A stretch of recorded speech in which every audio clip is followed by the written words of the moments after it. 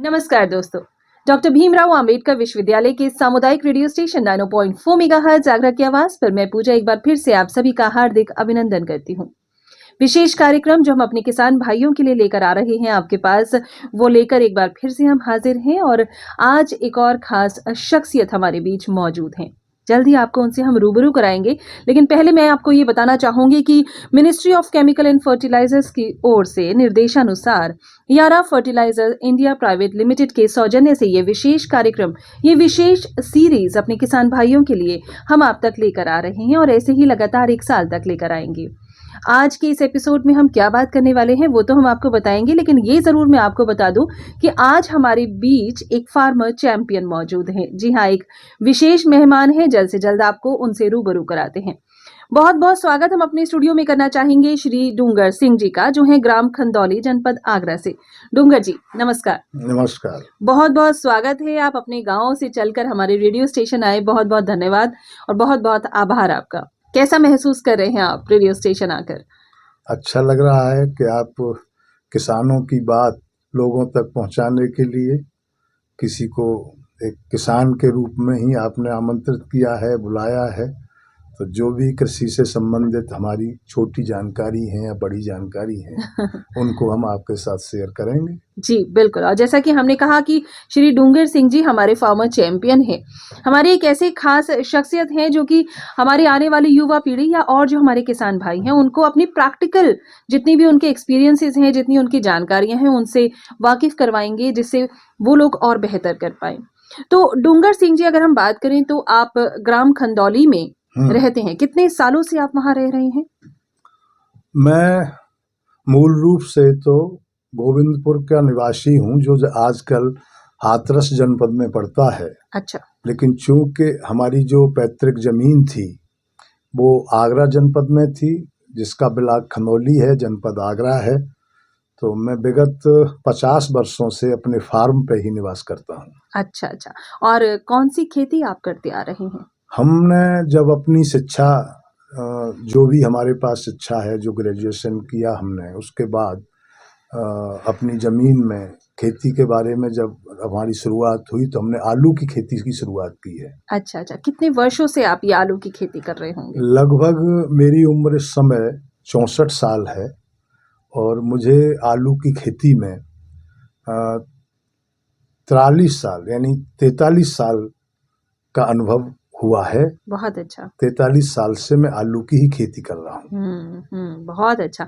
तो आपका परिवार भी वहीं खंदौली रहता होगा आपके साथ, और क्या परिवार भी जुड़ा हुआ है कृषि से? हाँ, परिवार के अधिकांश लोग सब खेती से ही जुड़े हुए हैं और हम आलू का उत्पादन करते हैं, जिसमें सीड उत्पादित करते हैं और कुछ खाने की जो वैरायटी हैं जिनको टेबल पोटैटो कहते हैं, उसका भी उत्पादन करते हैं।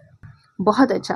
तो ये जो टेबल पोटैटो यानी वो आलू जो कि खाने योग्य होता है, खाया जाता है, हाँ, बाजार में आम मिलता है, हमें कुछ इसके बारे में हमें डिटेल में बताइए।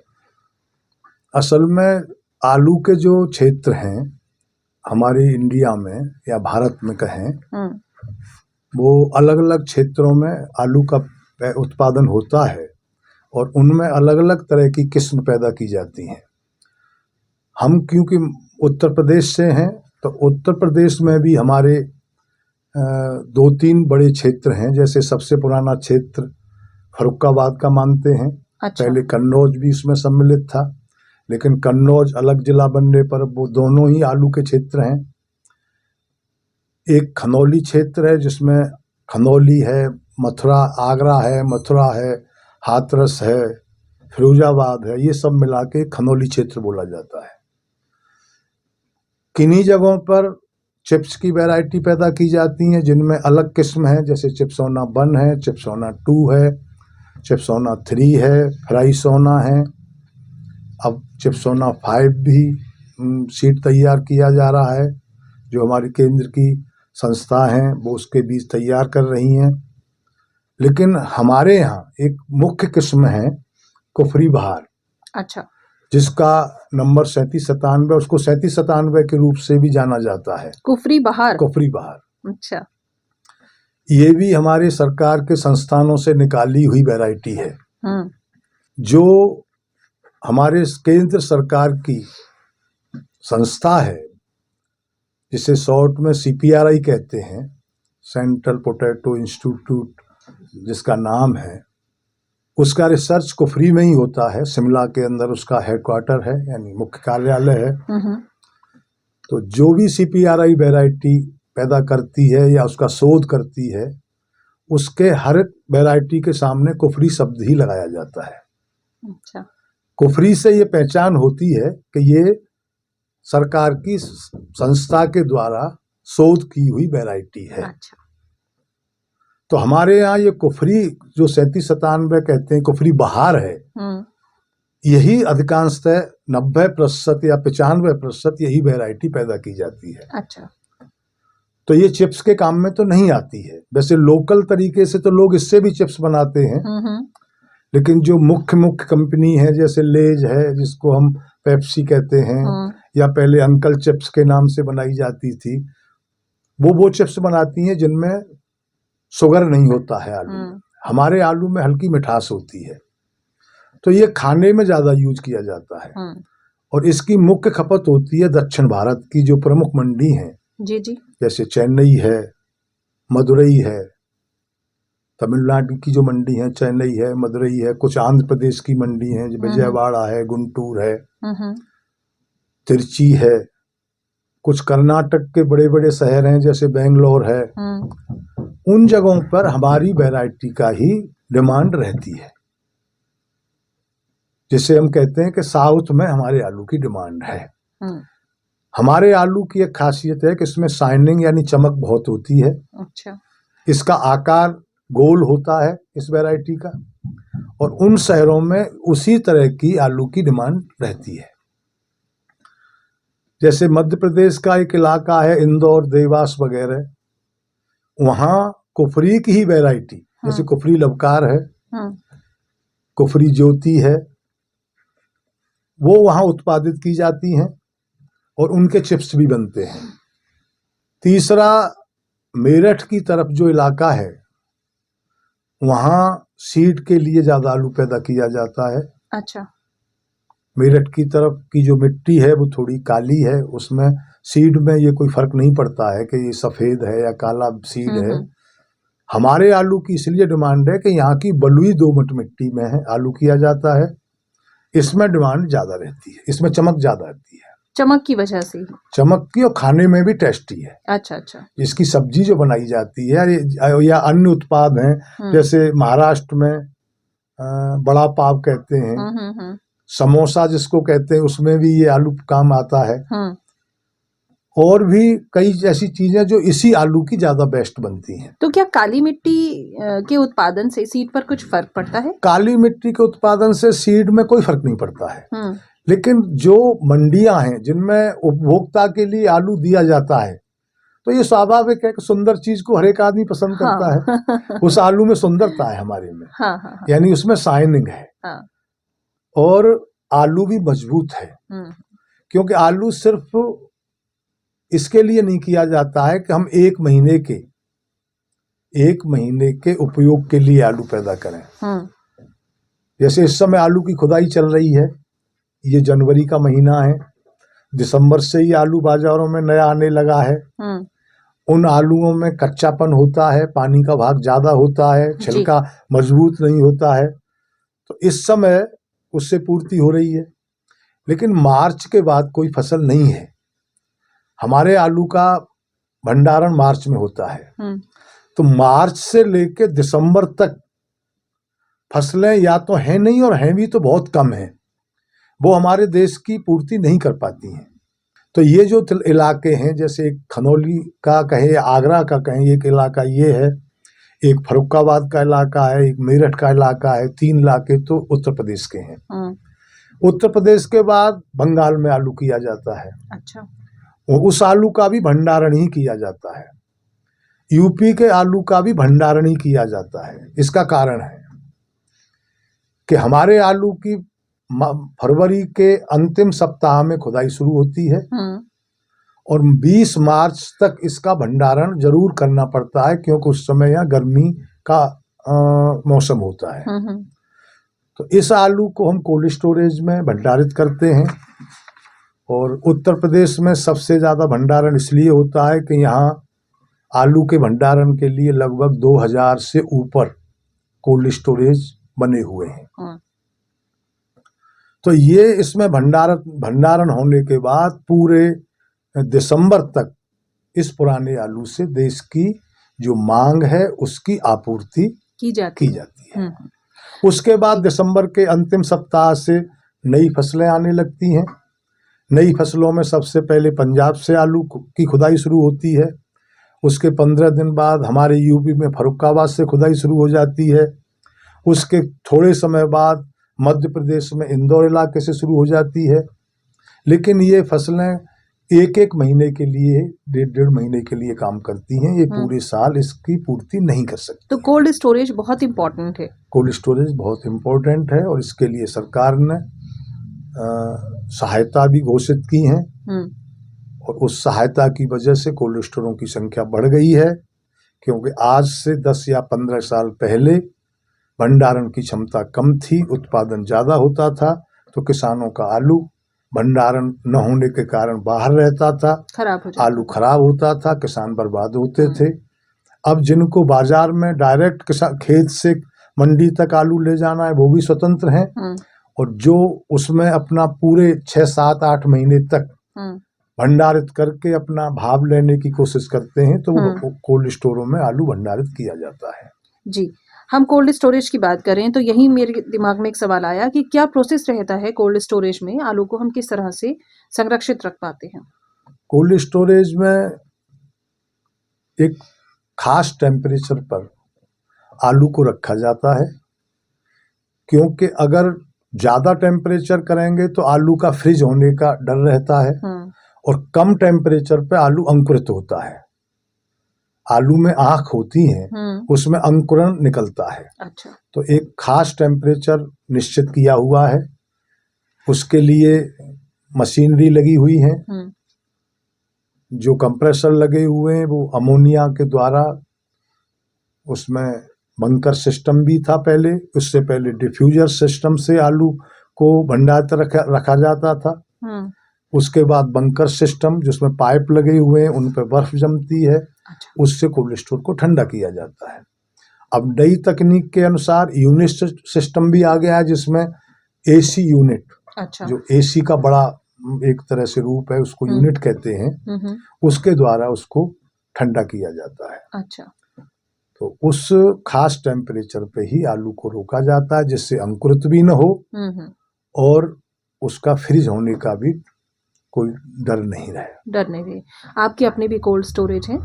हाँ है जी। मेरा भी स्टोर है खंदौली में ही। एक स्टोर मैंने अपने फादर के याद में कही है, उनके नाम से बैजी सीतगरे के नाम से बना रखा है, और उसकी क्षमता लगभग 2,50,000 पैकेट की है। जी, बहुत अच्छा। तो लेकिन कोल्ड स्टोरेज के अलावा मैं मूल रूप से आलू की खेती में ही दिलचस्पी रखता हूँ और खेती करता हूँ, और अपना आलू उत्पादित अच्छी क्वालिटी का ही आलू पैदा करता हूँ। यही मैं जानना चाह रही थी कि सरकार की ओर से, जैसा कि आपने कहा, कोल्ड स्टोरेजेस को सहयोग प्राप्त होता है, वो किस तरह का और क्या सहयोग प्राप्त होता है? उसमें ये है कि कोल्ड स्टोरेज की जो लागत है, उसका एक मानक उन्होंने बना रखा है। कम से कम 1 लाख पैकेट की क्षमता पर ही वो अनुदान दिया जाता है, जिसको सब्सिडी भी कहते हैं। तो 1 लाख की क्षमता पर लगभग 5 से 6-7 करोड़ रुपए का खर्चा आता है। 5-6 करोड़ का कम से कम, उसमें लगभग 1-1.25 करोड़ की सब्सिडी सरकार कोल्ड स्टोरेज को पूर्ण होने के बाद, उसका इंस्पेक्शन होने के बाद, जो उनके मानक हैं उनके अनुसार कोल्ड स्टोर का निर्माण होने के बाद, जब उन्हें ये क्लीयरेंस दी जाती है कि इन्होंने सब मानक के अनुरूप किया है, तब सरकार के द्वारा जो उनको सहायता है वो बैंक के द्वारा दे दी जाती है। तो आम किसान किस तरह से कोल्ड स्टोरेज का लाभ प्राप्त कर सकता है? जो आम किसान है वो हर कोल्ड स्टोर से अपने व्यवहार के मुताबिक, कोल्ड स्टोरेज की जो कार्यविधि है उनके मुताबिक, जिससे जिसकी संतुष्टि होती है उनसे वो जुड़े हुए हैं। पहले बुकिंग सिस्टम ही रखा जाता था। हम्म, और जब कोल्ड स्टोरेज की क्षमता कम थी तो पहले किसान कुछ एडवांस दे के बुकिंग कराते थे और अपना आलू खुदाई करके खेतों से उसमें भंडारित करते हैं, और जब उनका जी चाहता है तब उसको अपने समय पर निकाल कर बिक्री कर लेते हैं। लेकिन आज चूंकि पर्याप्त क्षमता है तो वैसे तो सब किसान अपने अपने स्टोरों से जो उसको जहाँ रखना है उससे जुड़े हुए हैं, लेकिन पहले आओ पहले पावक के नाम से एक लोगों ने ऐसा वो निकाल रखा है कि जो आता है उसका आलू रखा जाता है, उससे मना नहीं किया जाता है। और ये सरकार की भी मंशा रहती है कि जो पहले आपके स्टोरेज पे आलू लेकर आया है उसको आप मना नहीं कर सकते हैं, उसका आलू आपको रखना चाहिए जी। और आज से कम 30 तो नहीं 25 साल पहले कोल्ड स्टोरेज का किराया सरकार निर्धारित करती थी, लेकिन अब शीतगृह स्वामियों को उन्होंने इसलिए स्वतंत्र कर दिया है कि कोई एक रेट न लेके कोई कम रेट पे भी आलू रखना चाहता है तो वो स्वतंत्र है। इसलिए जिस किसान की जिस स्टोर से जो संतुष्टि है वो वहाँ रखता है। जी, बहुत अच्छा। डूंगर सिंह जी, बहुत अच्छा लग रहा है आपसे, हमें बहुत अच्छी जानकारियां मिल रही हैं और मैनेजमेंट गुरु भी मुझे आप लग रहे हैं। तो एक ऐसा ही सवाल मैं आपसे पूछना चाहूंगी, आपने हमें वैरायटी ऑफ सीड्स के बारे में बताया, कितनी कितनी वैरायटी किस तरह की होती है, कहाँ कहाँ खपत होती है। हाँ। लेकिन खपत बढ़ाने के लिए आप हमारे किसान भाइयों को आलू की खपत बढ़े इसके लिए क्या सुझाव देना चाहेंगे? देखो, आलू एक ऐसी कंद कहूँगा मैं, इसे कंद ही है, क्योंकि ज़मीन के नीचे जो चीज़ पैदा की जा होती हैं, चाहे हम उसको कहते हैं आलू है, सलजम है, या चुकंदर है, या एक शकरकंद है जो मीठा आलू जिसे हम मीठा आलू कहते हैं शकरकंद को, ये सब कंद हैं। तो ये ज़मीन के अंदर किए जाते हैं। वैसे जैसा मैंने सुना या पढ़ा है, जो समझा है, ये पहले जंगली फसल थी। अच्छा। आलू एक जंगली फसल थी, जंगलों में अपने आप आलू पैदा होता था। लेकिन धीरे धीरे पहले हम जंगलों की तरफ जाते थे तो जो फल हैं, जिनको हम जड़ कहते हैं, मूल हैं, पत्ते हैं, इन सब का स्वाद देखते थे कि इसमें क्या स्वाद है। बहुत सी जड़ी बूटी भी ऐसी हैं जिनकी जड़ों से मनुष्य का स्वास्थ्य बहुत अच्छा रहता है जी। उन जड़ों का प्रयोग किया जाता है, बहुत सी बीमारियां उनसे नष्ट हो जाती हैं।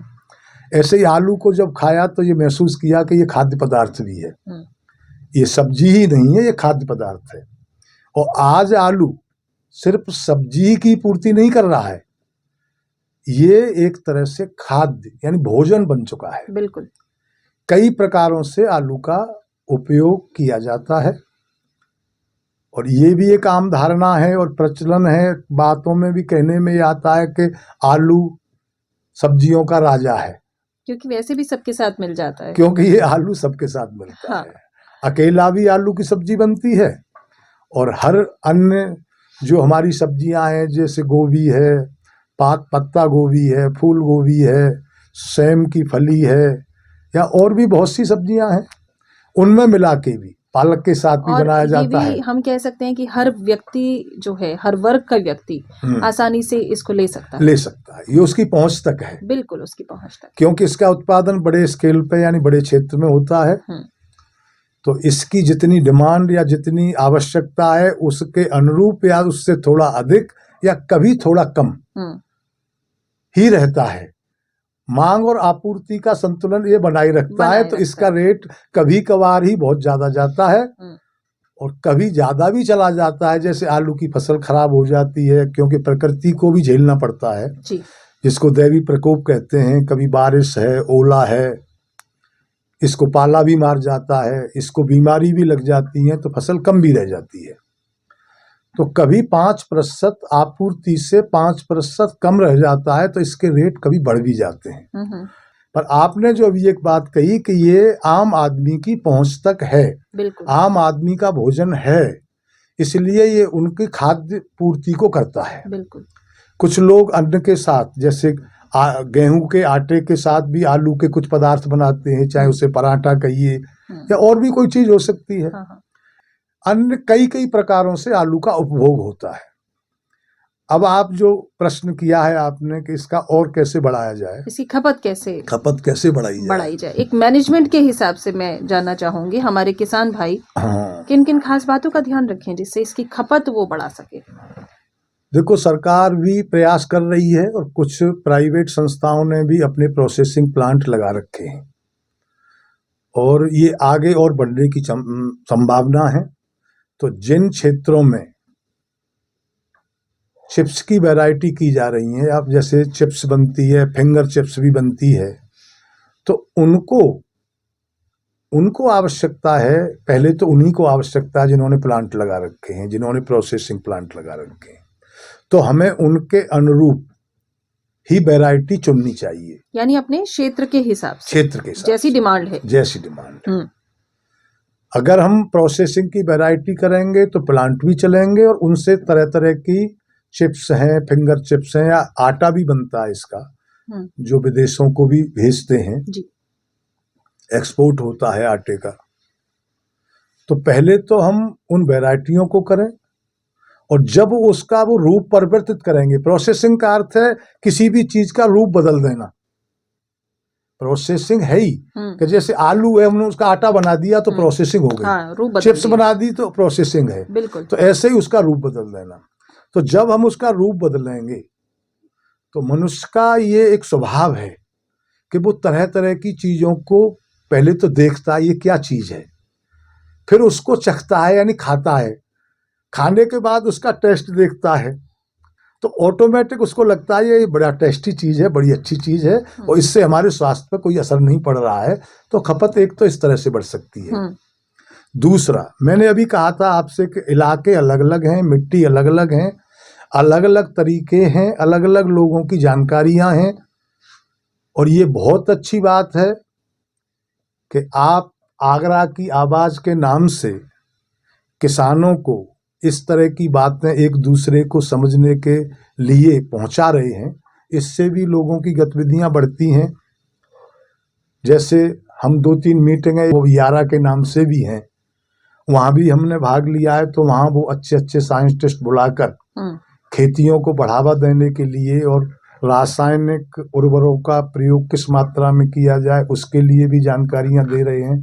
हमें इनको समझना चाहिए, किस मिट्टी में कौन सी वैरायटी हो सकती है, कौन सी मात्रा में हमें उर्वरक कितने लगाने चाहिए, मिट्टी का परीक्षण भी कराना चाहिए। ये मैं आपके प्रश्न से अलग बात कह रहा हूँ। जी जी। दूसरा, जैसे फर्रुखाबाद का मैंने नाम लिया था, फर्रुखाबाद का क्षेत्र हमारे उत्तर प्रदेश में आज भी सबसे बड़ा क्षेत्र है। आलू का जब नाम लिया जाता है तो खनौली का, जबकि खनौली कोई जनपद नहीं है, खनौली एक कस्बा है। जी जी। जनपद आगरा है। पर चूंकि खनौली के लोग इस आलू की खेती में विगत 50-60 वर्ष से जुड़े हुए हैं, बल्कि मैं कहूँ 60 वर्ष से जुड़े हुए हैं, तो उन्होंने उसमें बहुत प्रगति की है, अच्छी अच्छी वैरायटियों का प्रयोग करके देखा है, उत्पादन भी बहुत अधिक लिया है, उसका संरक्षण करने में भी वो आगे हैं। उसका जो आलू में एक चीज और मायने रखती है कि आलू तो हमने अच्छा पैदा कर लिया, लेकिन आलू का जब खुदाई की जाती है तो उसमें हर साइज का आलू निकलता है। मोटा निकलता है, छोटा भी निकलता है, बीज का निकलता है। तो उसको कहते हैं ग्रेडिंग, छटाई बिनाई को ग्रेडिंग कहते हैं। तो खनौली क्षेत्र के लोग चूंकि ज्यादा दिनों से जुड़े हुए हैं तो उनको ये अनुभव है, उनको ये तजुर्बा है कि हमें किस साइज का आलू कहाँ के लिए कौन सा साइज तैयार करना है। तो जिन मंडियों की मैं बात कर रहा था, जैसे बड़े बड़े सिटी हैं, तमिलनाडु के हैं, कर्नाटक के हैं या आंध्र प्रदेश के हैं, उनमें वो साइज को बहुत पसंद करते हैं। अच्छा। तो साइज के लिए और चमक के लिए तो खनौली प्रसिद्ध हो गया है, बहुत नाम लिया जाता है। आप अगर आलू की मंडी में आलू से संबंधित दक्षिण भारत में जाके बात करेंगे कि आलू आपको कहाँ का पसंद है, तो वो खनौली का नाम जरूर लेंगे, फर्रुखाबाद का नहीं लेंगे। लेकिन फर्रुखाबाद के आलू की उपयोगिता वहां सिद्ध होती है कि जहां हमारे देश में कुछ पिछड़े हुए और गरीब इलाके हैं, जंगल बहुत हैं, वहां खेती योग्य भूमि कम है, लोग अपने उपयोग के अनुरूप वो चीजें नहीं उगा पाते हैं, तो उन इलाकों के लिए वो आलू जाता है, क्योंकि वो आलू सस्ता, हमारे आलू से सस्ता बिक्री होता है। आज की तारीख में मैं आपके सामने बैठा हुआ हूँ, ये जनवरी का महीना है, आज भी आगरा का आलू लोड हो रहा है। उसकी कीमत पैकेट की, जो पुराना आलू है उसकी कीमत 700 रुपये 800 रुपये आज भी है। लेकिन फर्रुखाबाद के पास जो आलू आज भंडारित है पुराना, उसकी कीमत 400 से ज़्यादा नहीं होगी। तो वो आलू पूर्वोत्तर राज्यों में, उड़ीसा में, झारखंड में, जहाँ उनकी क्रय शक्ति कम है, उनकी क्षमता कम है और आलू खाना है उन्हें, तो उन इलाकों की पूर्ति वो करता है। ये प्राकृतिक बैलेंस मानता हूं मैं इसे। ये प्रकृति करती है इसका। बिल्कुल बिल्कुल सही बात। इसे कोई कहने से और करने से नहीं कर सकता है। ये प्राकृतिक बैलेंस है कि उनके लिए भी उन्होंने ऐसा क्षेत्र बना रखा है प्रकृति ने कि वो उनकी पूर्ति करते हैं। जी जी। तो वो आलू का उपयोग हमसे ज्यादा करते हैं। हमारे यहाँ आलू का उपयोग जितना होना चाहिए हम नहीं कर पा रहे हैं। उसके कई कारण हैं। जैसे हमारे क्षेत्र के आलू में थोड़ा सा मिठास है, मिट्टी में कोई ऐसा तत्व है कि उससे वो मिठास नहीं जाती है। कुछ वैरायटी भी ऐसी है कि उनमें मिठास है। तो यहाँ जिसको शुगर की बीमारी है तो डॉक्टर पहले रोक लगाते हैं कि आप आलू नहीं खाने। आलू की आप वैरायटी बदल दीजिए। जैसे चिप्सोना की जो वैरायटी है, चिप्सोना है, उसमें 1 या 2 है, या फ्राई सोना है, इनमें शुगर नहीं होता है। एक और तरीका लोगों ने निकाल लिया है जिसको हम CIPC कहते हैं, या ये कहिए कि मिठास रहित आलू कहते हैं। उन स्टोरों में, वो स्टोरों की जो आंतरिक उस तापमान है वो इस आलू से भिन्न रहता है, उसमें मिठास डेवलप नहीं होती है। खेत से आए हुए आलू की मिठास बहुत कम होती है। लेकिन जो मैं कह रहा हूँ, जहाँ आगरा में जो स्टोरेज हैं, इनमें स्टोरेजों का टेम्परेचर इतना अधिक है कि उसमें मिठास स्टोर में जाने के बाद बढ़ती है।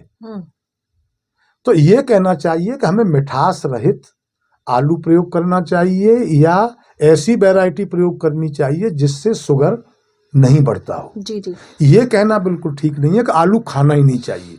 तो यहाँ हम ये कहना चाहेंगे कि अगर हम बात करते हैं कि किसान कैसे खपत बढ़ा सकता है और खपत बढ़ाकर आलू की अपनी आय में वृद्धि कर सकता है, तो सबसे पहले उसे अपने क्षेत्र का ध्यान रखना चाहिए। हाँ। किस तरह की मार्केट में डिमांड है उसी तरह का प्लांट लगाए, उसी तरह के सीड्स का इस्तेमाल करे और उसी प्रकार से आलू की देखरेख भी करे। ठीक बात। और अगर देखरेख की हम बात कर रहे हैं डूंगर सिंह जी, तो यहाँ पर फर्टिलाइजर्स का या जितनी भी हम चीजें उसमें पोषक तत्व और जोड़ते हैं, इनका बहुत योगदान रहता है।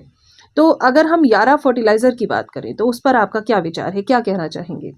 नहीं, मैंने अभी थोड़ी देर पहले भी कहा था बिल्कुल कि मुझे पहले भी कभी मौका मिला है आने का, लेकिन अभी विगत 2-3-4 महीने पहले भी मैं एक मीटिंग में गया था, तो वहाँ उन्होंने जो हमें जानकारियाँ उपलब्ध कराने के लिए बाहर से जो लोग बुलाए, जो कृषि के क्षेत्र में साइंटिस्ट हैं, उनके अनुभव बड़े हैं, या उन्हें अलग अलग क्षेत्रों की मिट्टी की परख है, जानकारी है, तो मुझे ऐसा लगा कि उनका बहुत अच्छा प्रयास है।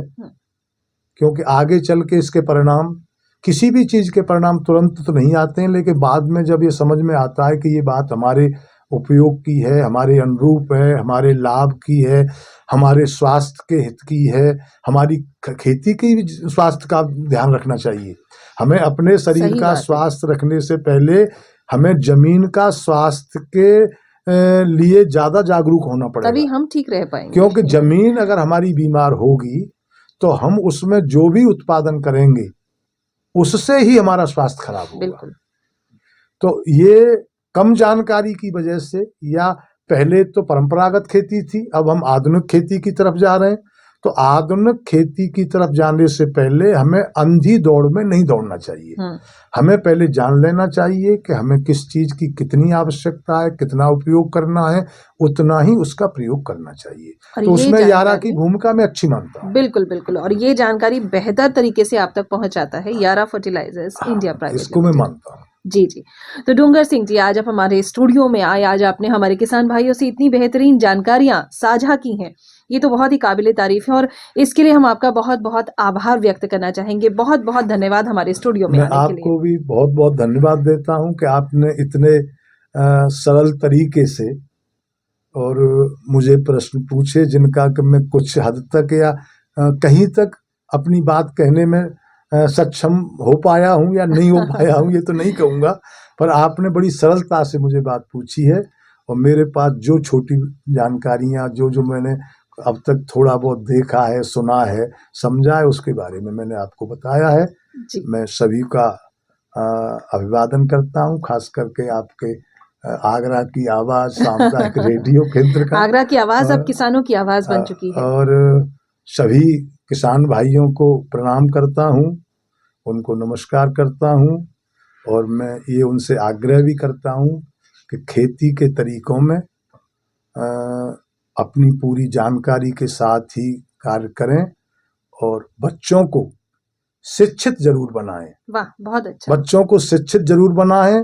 धन कमाना इतना जरूरी नहीं है जितना बच्चों को योग्य बनाना और शिक्षित करना जरूरी है, क्योंकि कृषि भी आज शिक्षित लोगों का ही कार्य रह गया है।